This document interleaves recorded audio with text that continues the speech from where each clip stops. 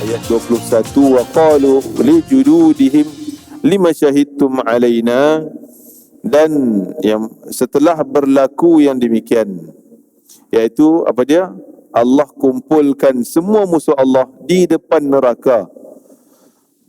Maka mereka ni dihalau sekumpulannya untuk humban dalam neraka. Jadi gambaran Assalamualaikum warahmatullahi wabarakatuh. Alhamdulillah wassalatu wassalamu ala Rasulillah wa alihi wa sahbihi man nasarahu wa tabahu wa lah. Nawayna ta'allum wa ta'lim wa tadhakkura wa tadhkir wa naf'a wal intifa' wal ifada wal istifada wal hatha ala tamassuk bi kitabillah wa sunnati Rasulillah wa du'a ila al huda wa dalata ala al khair ibtigha'a mardatillahi wa qurbihi wa thawabihi ومغفرتي ورضواني وحسن خاتمة عند الماء ورفع درجة في الجنة ومرافقة سيدنا محمد صلى الله عليه وآله وسلم وابتغاء شفاعتي يوم القيامة على هذه النية وكل نية صالحة شاملة خيرات الدنيا والآخرة وإلى حضرة سيدنا محمد صلى الله عليه وآله وسلم. الفاتحة. أعوذ بالله من الشيطان الرجيم. بسم الله الرحمن الرحيم. الحمد لله رب العالمين الرحمن الرحيم مالك يوم الدين.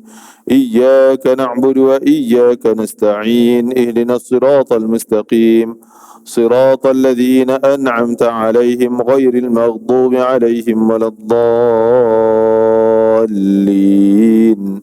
آمين. Kita sambung bacaan muka surat 479. 479 dari surah Fussilat 479. Muka surat 479. A'udzu billahi minasy syaithanir rajim.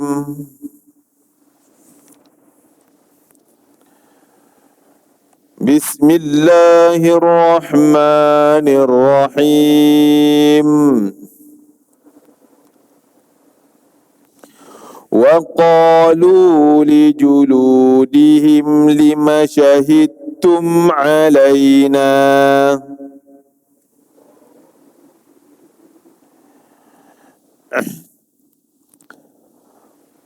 Qalu antaqana Allah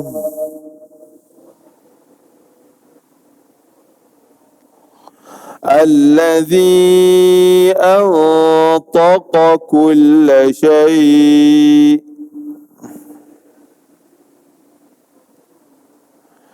wa huwa khalaqakum awwala marrah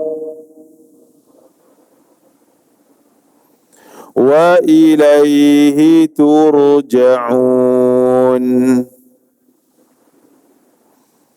Wa ma kuntum tastatiruna an yashhada alaikum sam'ukum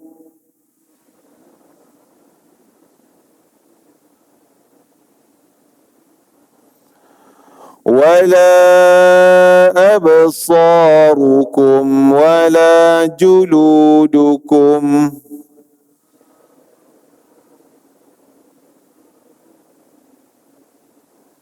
walakin dhanantum anna Allah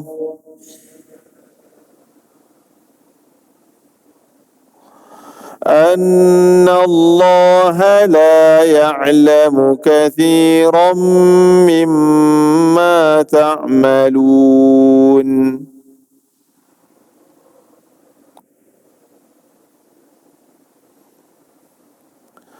وذلكم ظنكم الذي ظننتم بربكم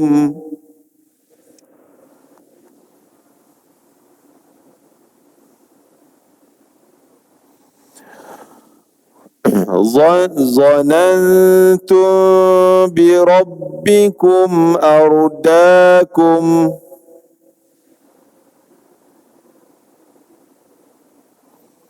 فأصبحتم من الخاسرين.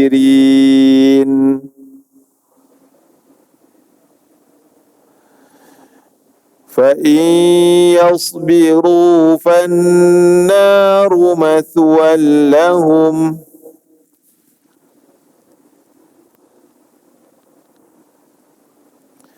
وإن يستعتبوا فما هم من المعتبين.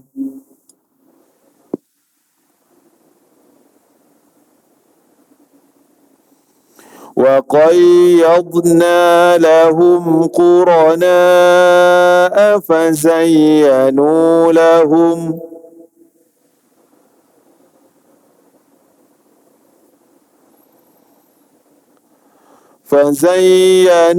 لهم ما بين أيديهم وما خلفهم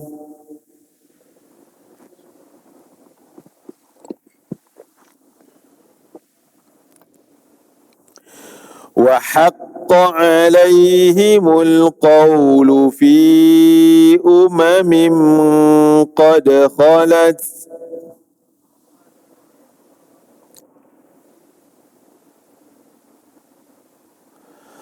قد خلت من قبلهم من الجن والإنس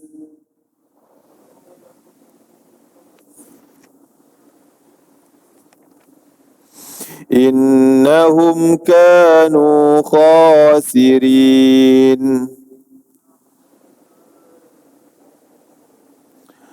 وقال الذين كفروا لا تسمعوا لهذا القرآن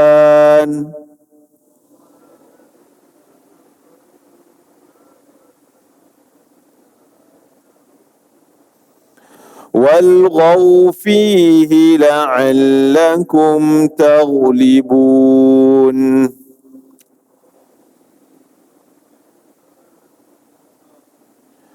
فلنذيقن الذين كفروا عذابا شديدا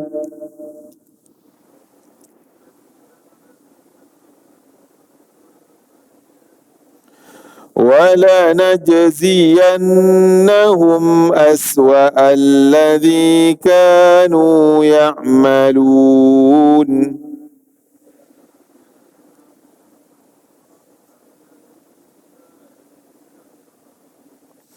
ذلك جزاء أعداء الله النار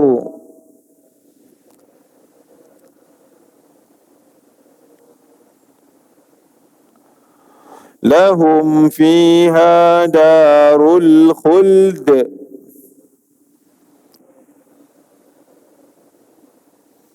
جزاء بما كانوا بآياتنا يجحدون.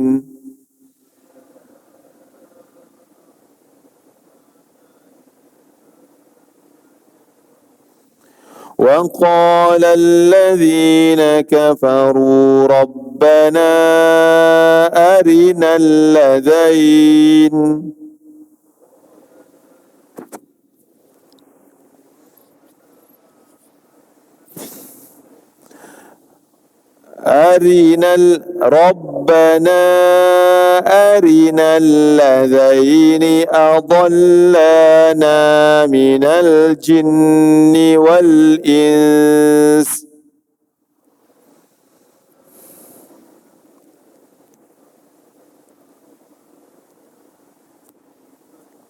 نجعلهما تحت أقدامنا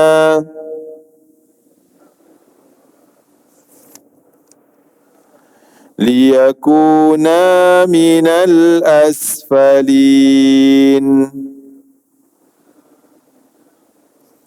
صدق الله العظيم وبه نستعين على أمور الدنيا والدين وعلى آله وصحبه أجمعين.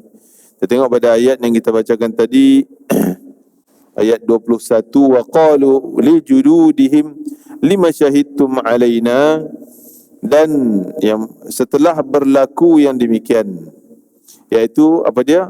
Allah kumpulkan semua musuh Allah di depan neraka. Maka mereka ni dihalau sekumpulannya untuk humban dalam neraka. Jadi gambaran kehinaan, macam mana pengembala kambing, pengembala lembu, unta, dia halau satu kumpulan sambil pukul-pukul suruh cepat dan sebagainya. Itu gambaran. Allah nak tunjuk gambaran di akhirat nanti orang-orang kafir ini mereka penuh dengan kehinaan. Macam binatang di dunia dahulu dihalau macam tu. Hatta idza ma ja'uha syahida alaihim, dan mereka ni macam menolak-nolak sambil dipukul-pukul, sehinggalah bila Allah tanya tentang perbuatan jahat mereka, syahida alaihim, yang akan menjadi saksi atas perbuatan mereka adalah telinga dia, pendengaran dia jadi saksi, mata dia jadi saksi, akan berbicara dengan Allah Ta'ala. Wa juluduhum, kulit badan dia juga akan boleh cakap dan menjadi saksi. Kata dia pernah buat ni, dia pernah sujud berhala, dia pernah lawan Nabi dan sebagainya. Bima kanu ya'malun. Wa qalu li juludihim, ayat ni. Maka mereka rasa hairan. Kenapa? Macam mana kamu boleh cakap? Dalam hadis yang diceritakan bahawa pada akhirat nanti Allah kunci mulut. Tak bagi mulut bercakap. Kenapa? Kerana biasa mulut ni kalau boleh bercakap, dia akan bohong. Dia akan helah macam-macam, buat alasan bohong. Maka Allah kunci mulut. Aku tak nak dengar kau punya cakap, biar anggota kau sendiri yang cakap. Maka Allah perintah kepada anggota-anggota dia suruh berbicara, bagi tahu apa yang dia buat, betulkah dia beriman maupun dia tak beriman, dia melawan Nabi, ajaran Islam, maupun dia menurut ajaran Islam. Cerita semua. Maka semua bercakap, telinga cakap, mata cakap, kulit cakap, kaki, tangan. Maka lepas pada semua dah cerita, Allah buka balik mulutnya. Mulut dia. Mulut tu kata, "Hei kulit, macam mana kau boleh cakap? Macam mana kau boleh jadi saksi? Lima syahidtum alaina." Macam mana kau boleh jadi saksi atas perbuatan kami? Dulu kat dunia kau tak ada mulut pun nak cakap. Ya. Wa qalu antaqana Allah. Maka kulit tu cakap dengan mulut. Nak tunjuknya mulut ni sering nak sembunyi benda yang sebenar, fakta-fakta yang betul, supaya dia ni nak gambarkan bahawa seolah dia betul belaka. Kan? Ya'lamu annal bayana la sihra. Ketahuilah kamu sungguh cakap mulut ni akan mampu boleh jadi sihir orang. Macam mana sihir? Benda yang tak betul pun dia boleh cakap punya lunak hebat sehingga orang rasa macam betul lah benda ni. Kan? Tu mulut punya sihir. Yang tak betul pun nampak boleh cakap-cakap cerita-cerita bagi jadi macam betul. Yang betul pun boleh cakap-cakap jadi macam tak betul. Tu mulut. Tapi anggota lain tak akan buat macam tu. Qalu, kulit tu kata, kulit kita ni, antaqana Allahu alladhi antaqa kulla syai'. Yang bagi kuasa kami berbicara adalah Allah. Allah yang mampu memberi kami berbicara, bercakap. Alladhi antaqa kulla syai', yang mana Allah lah yang berkuasa bagi cakap pada apa-apa pun. Allah mampu bagi apa benda pun boleh cakap. Itu kuasa Allah. Di dunia lagi, pokok boleh cakap dengan Nabi, batu boleh cakap dengan Nabi. Dan Nabi kata akhir zaman nanti sehingga tali kasut pun boleh bercakap. Kan? Kita sekarang semua benda, sini ada perakam, sini ada kaset perakam, ni boleh perakam. Malah dalam dekat kita punya spek mata pun boleh taruh perakam video, suara. Kan? Di akhir zaman kata Nabi SAW. Jadi yang bagi kuasa Allah. Wa huwa khalaqakum, dialah yang menciptakan kamu semua awwala marrah, daripada sejak awal lagi dialah yang menciptakan kamu. Ilaihi turja'un, dan kepadanya lah kamu kembali. Masya Allah. Jadi benda-benda semua ni dah faham, dah tahu hakikat mereka, kedudukan mereka, dan Tuhan yang menciptakan mereka. Manusia aja yang tak mau ambil tahu tentang siapa dirinya. Kita tuan-tuan, pasal kita tak kenal diri kita, sebab tu kita jadi takabur, sebab tu kita jadi sombong, kita jadi ujub, kita jadi menolak ajaran agama Allah Ta'ala, sebab kita tak kenal kita ni siapa. Kenal nama kita. Bukan itu, kena kenal kamu ni hamba. Badan engkau ni hamba, engkau ni hak milik Allah. Maka kena ikutlah manual yang Allah hantar, petunjuk Allah yang ditunjuk oleh Nabi, pesuruhnya, kena ikutlah. Itu. Bila dia tak ikut, berarti dia tak kenal diri dia tu sebagai hamba. Dia duk anggap dia hebat, dia duk anggap dia bos, dia duk anggap dia lebih tinggi pada orang lain hina pada dia, pasal dia tak kenal diri dia sebagai hamba. Masya Allah, kalau kenal dirinya, maka dia tahu dia milik Allah. Allah akan satu hari akan tarik balik. Berapa ramai orang yang ada segala-gala kemewahan, kelengkapan hidup, tapi sekelip mata je Allah tarik semua. Ada satu cerita, ada satu kisah, bagaimana satu ketika ada seorang di zaman lama lah, cerita dalam kitab-kitab.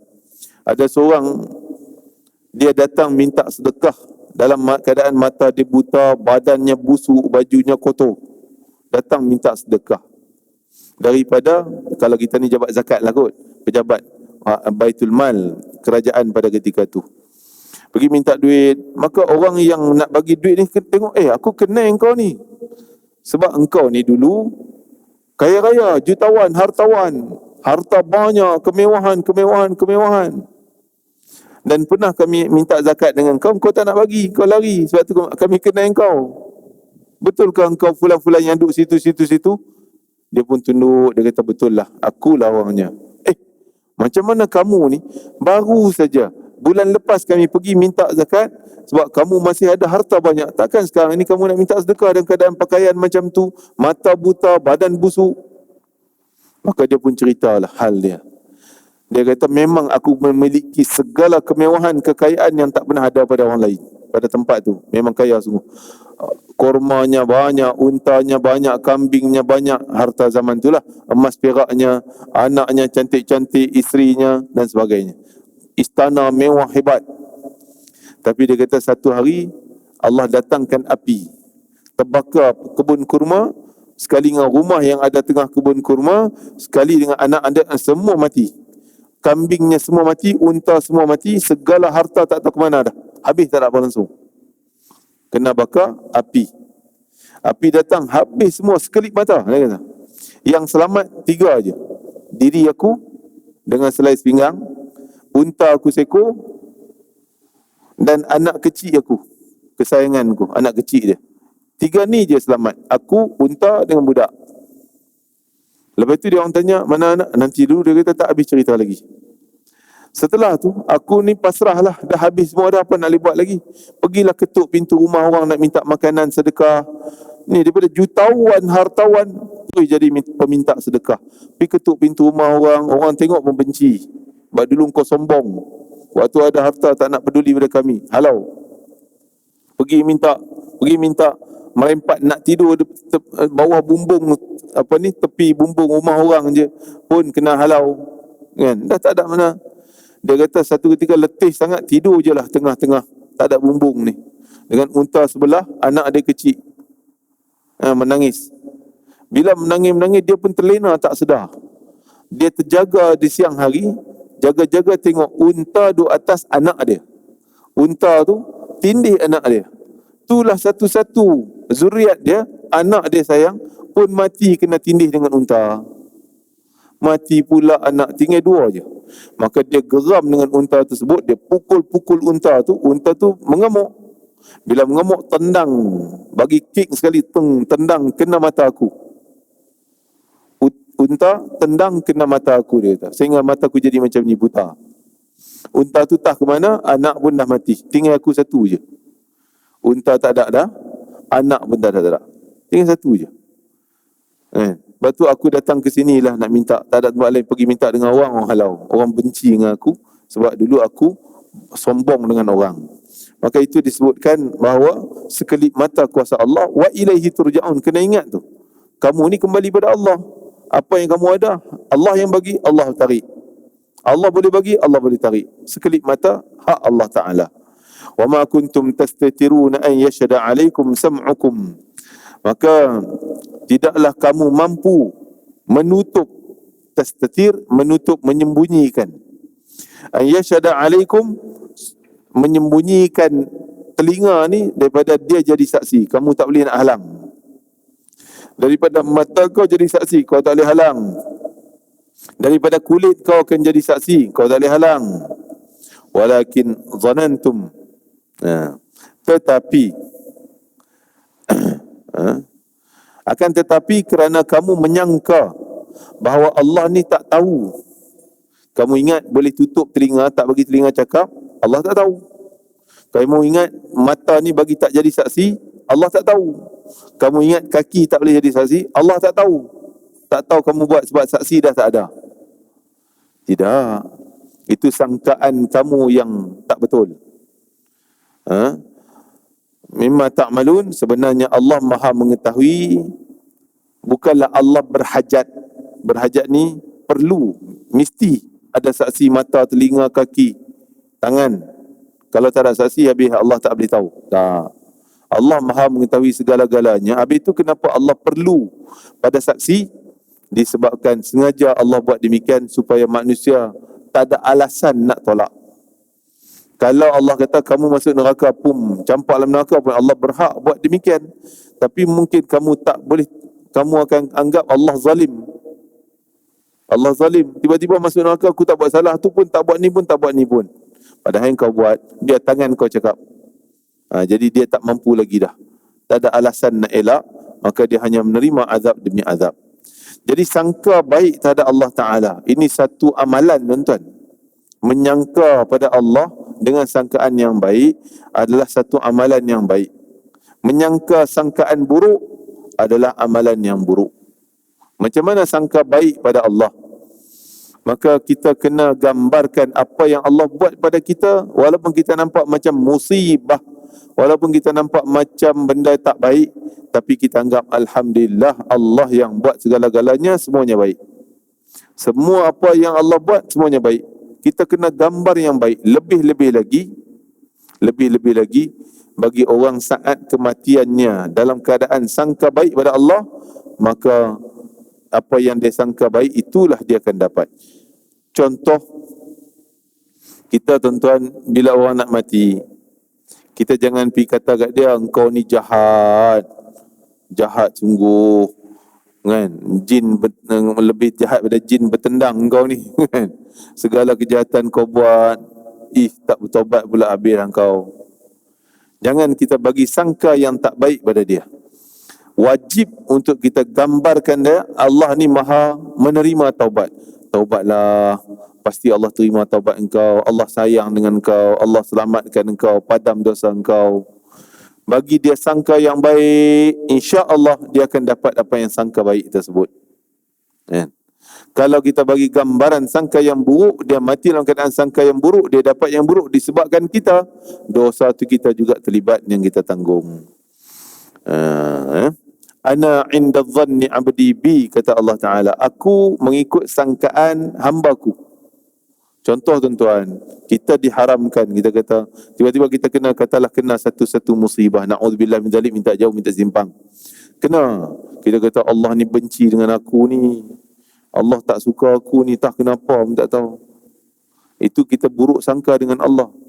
Adakah orang mukmin, jangan kita anggap Allah ni benci pada orang mukmin. Kita beriman, jangan anggap Allah benci pada kita. Sedangkan Allah sendiri sebut dalam Quran, wa kana bil mu'minina rahiman. Allah sangat sayang kepada orang beriman. Kata ulama, walaupun dia beriman tapi dia terlibat maksiat, tapi Allah masih sayang dengan dia. Cuma Allah tunggu bila kau nak patah balik, bila kau nak bersih dosa, bila kau nak taubat. Bila sekali sebut taubat je, Allah padam semua dosa. Allah padam dosanya. Tanda Allah masih sayang. Masih sayang. Kan? Jadi contohnya, Nabi pun buat gambaran contoh. Jadi kita pun boleh buat contoh seperti hati seorang bapa. Walaupun dia marah pada anak dia, tak ikut arahan bapa dia. Bapa marah pada anak ni, tak pergi sekolah lah, tak buat kerja ni lah, mencuri barang orang. Marah sungguh, mungkin pukul. Tapi dalam hati tu masih ada sayang pada anak dia. Masih ada. Masih duk tunggu anak ni bilalah nak taubat, nak balik minta maaf. Kan? Masih ada. Allah lebih beribu jutaan kali kan. Satu ketika dalam hadis Qudusi, Allah Ta'ala berfirman kepada Nabi, ya Muhammad, bila Allah tengok Nabi ni maha sangat penyayang kepada makhluk Allah, walaupun pada musuh pun yang paling batu berdarah dia pun, sehingga Nabi kata, ya Allah, ampunlah dosa mereka, dia belum tahu, dia belum faham tentang Islam. Maka Allah kata, wahai Muhammad, mau tak urusan penyayang ni, urusan sayang-sayang ni, segala urusan penyayang kepada hamba, aku serah pada engkau, terpulang pada engkau. Engkau nak sayang fulan, nak kata nak sayang-sayang apa pun, mau tak? Nabi kata, ya Allah, aku tak nak. Aku tak nak urusan kasih sayang sama hamba letak pada aku. Biar urusan ni letak pada engkau, kerana engkau lah yang maha penyayang, yang tidak ada kekurangan daripada sifat sayang. Allah maha penyayang. Maka Allah ni tunggu sehingga dikatakan, kalau seorang hamba terlibat dengan dosa pun, kalau tak bertaubat pun, mungkin dengan kasih sayang Allah masih ada peluang Allah nak ampun. Ala kuliah, bukanlah kita kata tak payah taubat, tak. Tapi mungkin dengan kasih sayang Allah, Allah masih lagi memberi peluang dan memadamkan kesilapan. Maka sangka ni tuan-tuan, sangka baik. Kita kena gambar, alhamdulillah, Allah bagi musibah tak ada air kan? USJ tak ada air ni kan? Alhamdulillah, adalah baiknya. Sangka baik ya tuan. Jangan kata apalah ujian berat macam ni, dosa siapa lah punya pasal. Dan anggap pemberian Allah, ujian Allah Ta'ala atas dasar kebaikan dan kasih sayang Allah Subhanahu Wa Ta'ala. Itu sangka. Kesan sangka baik ini sangat besar dalam kehidupan kita. Bayangkan, kita sangka satu je yang buruk, Allah benci pada hamba. Sangka yang baik, Allah sayang pada hamba. Fa asbahtu minal khasirin. Dikatakan, dan sangkaan kamu tadi, kamu sangka Allah tak tahu. Kamu sangka Allah tak tahu bila kamu tak bagi halang telinga cakap, halang mata cakap, halang tangan kulit cakap, kaki. Kamu ingat Allah tak boleh tahu. Itu sangkaan kamu yang jahat pada Allah. Dan sangkaan kamu yang demikian itu, yang kamu sangka terhadap Tuhanmu, itulah yang telah membinasakan diri kamu sendiri. Sangkaan itulah yang akan membinasakan. Tuan-tuan, sangkaan ni memberi kesan besar. Sangka yang baik, kesan yang besar dalam perkara yang baik. Sangka buruk, kesan yang sama. Sifat sangka buruk pada orang, sangka baik pada orang, ini akhlak yang paling menentukan. Paling menentukan sama ada akhlak baik maupun akhlak yang buruk. Sangka baik, tanda dia berakhlak baik. Sangka buruk, tanda dia berakhlak buruk. Sangka ni peranannya sangat besar. Zon ni, maksudnya kita atas dasar sangkaan. Aku nampak agak-agak dia masuk rumah tu memang dia buat jahat tu. Sedangkan kita tak ada bukti. Sedangkan kita tak ada fakta-fakta yang menampakkan dia buat jahat. Kita dah tuduh dah. Dia memang buat jahat tu. Dia yang tak betul lah tu. Tu sangka. Atas dasar agak-agak. Bukan atas dasar fakta. Ada kamera, ada saksi. Tak ada. Tak ada semua tu. Main sangka-sangka. Ini sangkaan. Begitu juga dengan Allah Ta'ala, tak boleh demikian. Dengan sangka yang buruk.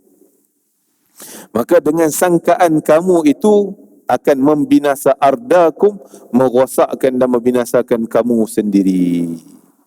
Sangka kamu tak betul pada Allah tadi ni akan binasakan kamu.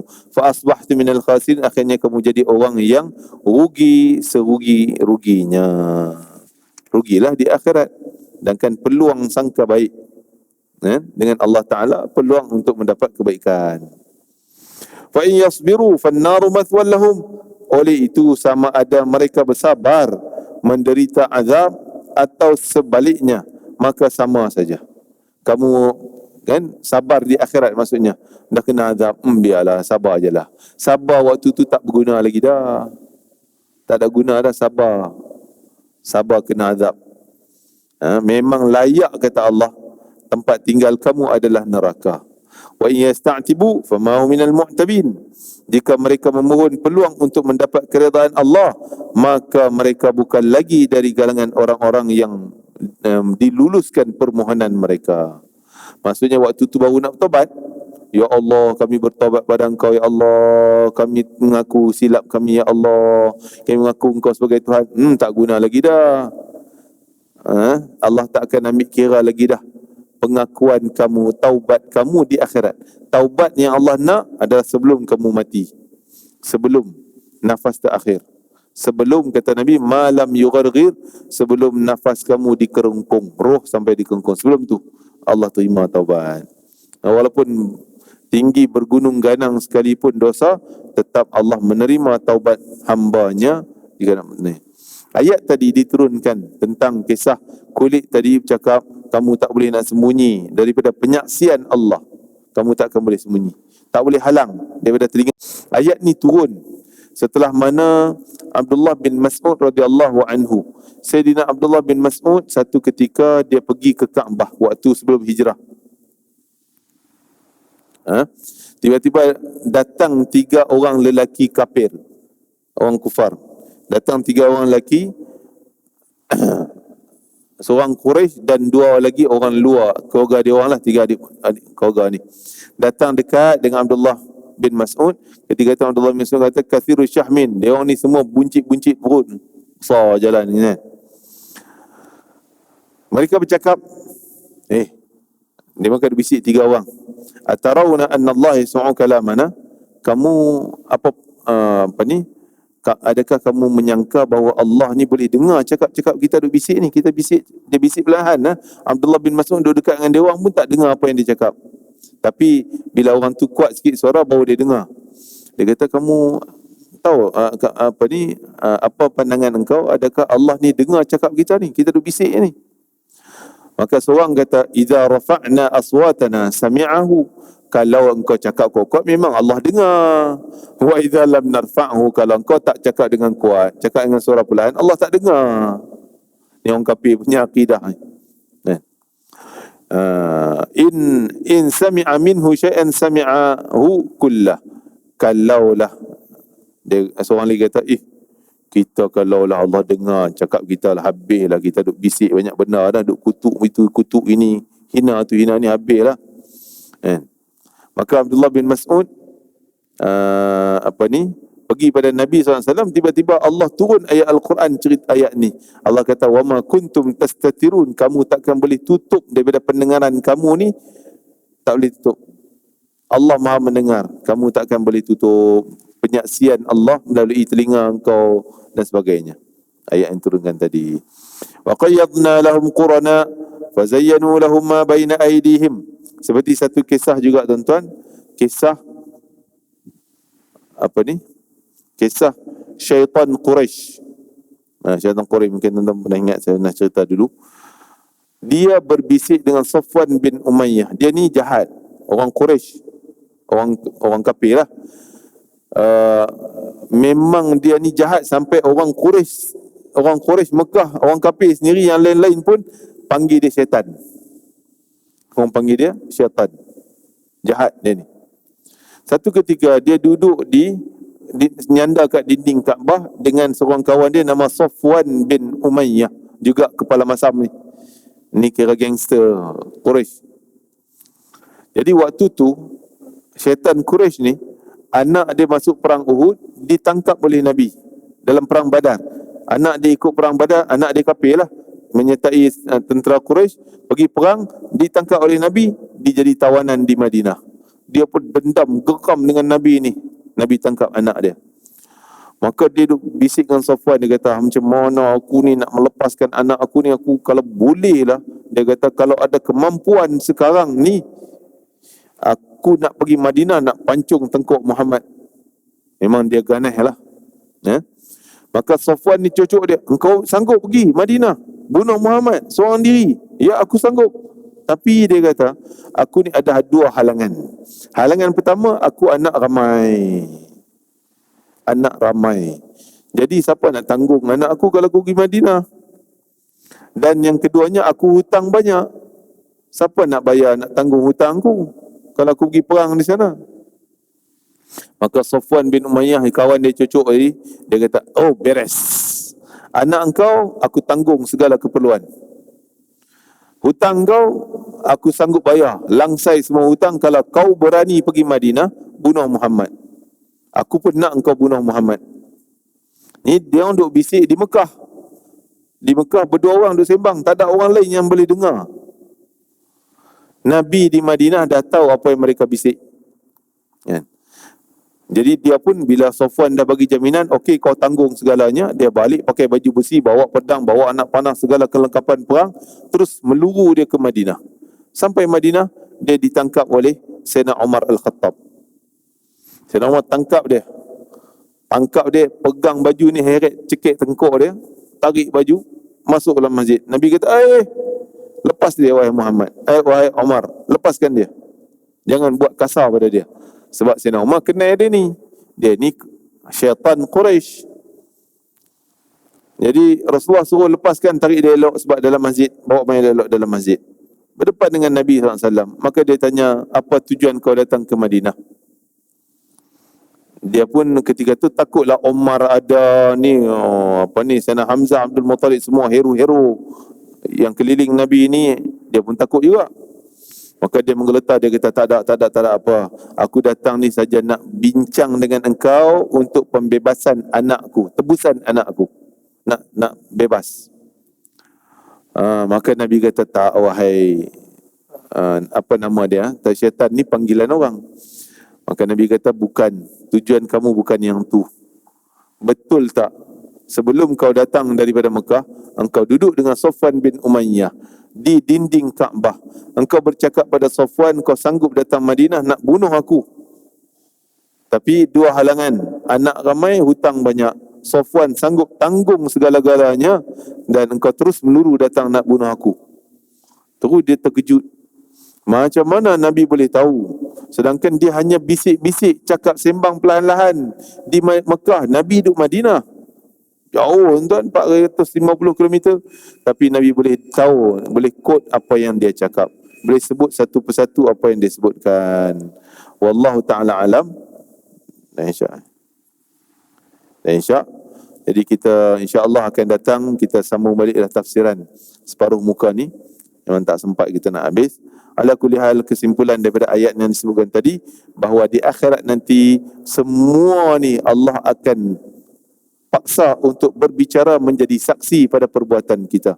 Tak ada tempat yang kita mampu selamat dan sembunyi daripada perbuatan kita sendiri. Walaupun mata manusia tak nampak, kamera CCTV tak boleh rakam, tapi kulit ni merakam, mata kita merakam, segala anggota badan kita menjadi saksi. Mudah-mudahan Allah Ta'ala ampun segala dosa kita dan memadam kesilapan-kesilapan kita dan hapus segala penyaksian yang tak baik, sehingga mereka menggantikan penyaksiannya kepada penyaksian yang baik di sisi Allah Ta'ala. Dan mereka juga akan menceritakan hal yang baik, bukan saja cerita hal yang tak baik.